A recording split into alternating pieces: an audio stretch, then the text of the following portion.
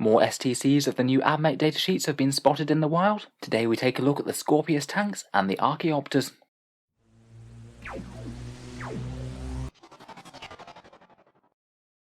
Hello and welcome back to Auspex Tactics, the strategy focused 40k channel, where today we're here to cover a few more of the leaks from the new Admech codex. Despite Games Workshop's continued silence on when it will actually drop, we are still getting a fair few more datasheets coming out in packaging, and today brings us a little bit of news on the Skorpius tanks and the Archaeopters, with perhaps the most notable change being a nerf to the Belleros energy cannon. Let's go through the leaks and see exactly what we have.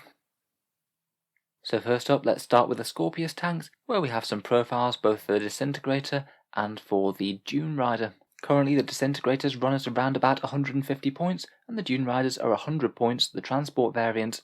Both of them are currently very competitive units in the Admech codex. Dune Riders full of Electro Priests zooming up towards the enemy to unload their deadly cargo are very efficient, and a trio of Disintegrators clustered around buffing characters is often a staple in competitive Admech lists. In particular, with all of the heavy weapons buffs that they can get, 9d3 Belleros energy cannon shots can really do work for clearing off important troops off objectives. In 9th edition though, vehicles do tend to be having a bit more of a rough time for the new codexes. They're not likely to be getting the core keyword, so they will be quite likely to be missing out on a bunch of character buffs from the Admech codex. They will have to be quite efficient just in themselves to justify themselves, much in the way that many Space Marine armies tend to opt for infantry over vehicles now, just because they're a bit more efficient and can get more buffs. In any case, stat lines wise, both of these tanks appear unchanged. Fast 12-inch moving models with 12 wounds, the Dune Rider retains its toughness 6, and the Skorpius Disintegrator retains its toughness 7. As for the actual changes, the biggest change comes to the Belleros energy cannon. Currently in the Admech decks, it's 3d3 shots at strength 6, AP-1 and damage 2, and ignores line of sight. In most competitive lists, it does tend to be the preferable pick over the Ferromite cannon, which does have direct line of fire and gets a bit more damage for it. Now the Belleros cannon is down to strength 5, not strength 6, so I would say it's a small nerf, maybe not the biggest strength differential in the world. It'll be relevant whenever it's targeting anything that's toughness 3, toughness 5 or toughness 6. It still retains AP-1 and damage 2. I think this falls in line with a lot of what we've seen in 9th edition. In general, artillery and ignores line of sight weapons are priced at a big premium. We saw it in the Space Marine new codex, with the Whirlwind and the Thunderfire cannon now being not all that efficient, so it does seem that they won't be hitting quite as hard as they were before. It could be an annoying nerf against the new Drukhari, which are everywhere in tournaments right now, as the strength differential is quite meaningful against them. A lot of the infantry are toughness 3, and their raiders are toughness 6, so it'll be far less effective against them. Otherwise though, the Ferromite cannon still remains very hefty, 3 shots at strength 8, AP-3 and damage 3, and the rockets are still nice general purpose things, d6 shots at strength 7, AP-2 and damage d3. A bit more swingy, but will certainly cause some hefty damage whether you point them at vehicles or hordes that are greater than 11 models. On the other side as well, for the Dune Rider, the buffs to their Cognis heavy stoppers are really coming into full force. Previously, before this change, they'd be having 12 shots with their heavy stoppers, as the Dune Rider packs a mighty 4 of them, which for a transport is fairly respectable anti-infantry fire. Now however, the Cognis stoppers have picked up 2 different changes. They'll be getting 4 shots at 36-inch range, and all the Cognis weapons have changed to be assault rather than heavy. To be honest, for damage coming out of the Dune Rider, these are both great changes. It means that you're going to be getting 16 strength 4 shots out of this thing. That's genuinely solid anti-horde firepower, even if it won't do all that much else with AP0. And what's better is that it will still be able to blaze away with them when it advances, which you're quite likely to want to do as it's a transport and you want to be getting it far forward. So in theory you're averaging a 15 or 16 inch movement and still being able to pile 8 strength 4 hits onto the enemy just as an added bonus. I honestly wouldn't be too surprised if we see a small points bump for the Dune Rider because of this. It is a fair amount more utility and firepower. Hopefully they don't charge too much for it to make it less usable as a transport.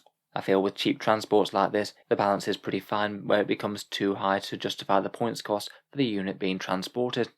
In any case, good news for the Dune Rider, maybe less good for the Skorpius. We'll have to see what sort of buffs and synergies can be made for the firepower in the Admech decks. It will be a shame to lose all those rerolls and things from the Warlord traits though. The other datasheet that's been leaked are these ones for the Archaeopters. On the right here we have the profiles for the Stratoraptor, Fusilave and Transvector in order. Again, the raw stats for the models do appear unchanged. I guess the rules for them have only been released around about a year ago, so they are quite current. They're still relatively standard flyers with toughness 7 and 10 wounds.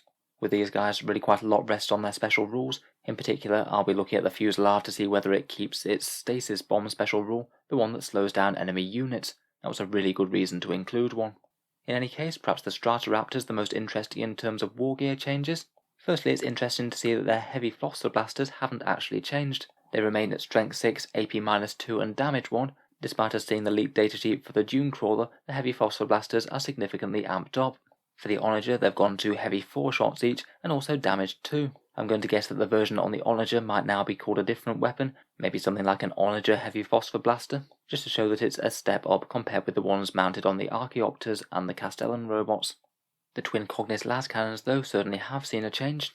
Just like the versions on the Iron Striders, the Stratoraptors get the D3+3 damage las cannon, which is pretty crazily powerful on a model that can fly quite so far in one turn. A Stratoraptor or two could get all the way into the enemy deployment zone and be pinging enemies with this crazy damage output, even if they were hiding out of line of sight of the rest of your shooting. With this kind of damage, Stratoraptors are certainly looking like a threat that your opponent can't afford to ignore. Just like the Skorpius Dune Rider, both the Fuselav and the Transvector are both seeing a massive increase in their number of stubber shots.